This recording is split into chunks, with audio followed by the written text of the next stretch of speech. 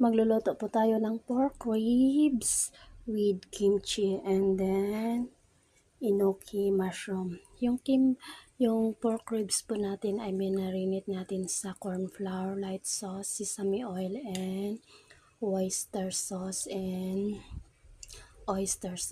Ayan. Lagyan natin ng coriander stick and then yung spring onion head and then garlic mayroon and then ginger. Ayan, minarinate natin yan siya ng 3 hours. Dahil hindi po enough yung time natin, pwede po natin siyang i-overnight. Ayan, start na po natin. Gamitin ko po ay pressure cooker, kaya po ay pan fry lang po natin muna siya. Kaya nakasit ng suti. Ayan. Ayan, suki na po na pala natin siya. Ibaliktad.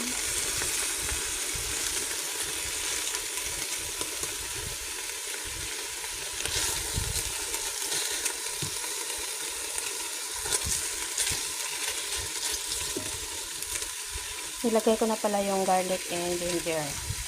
Ayan, i-add na po natin yung sauce niya. Nilagyan ko ng water a bit. I-add natin yung marinated sauce. Tinanggal ko yung spring onion and coriander. Ayan na po siya. Kayo na po yung magtansya sa water nyo. Ayan. Lagay natin yung cover niya.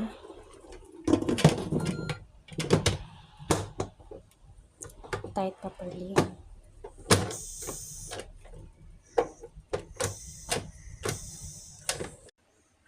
Ayan, sinit ko na po yan dyan ng 10 minutes.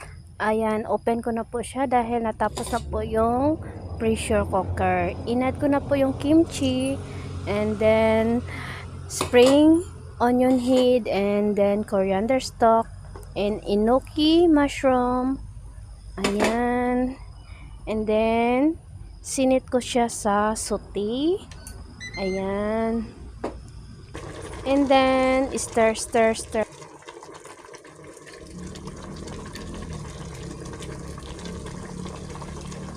Ayan, nag-add na din po ako dyan ng white carrots dahil gusto ni ma'am.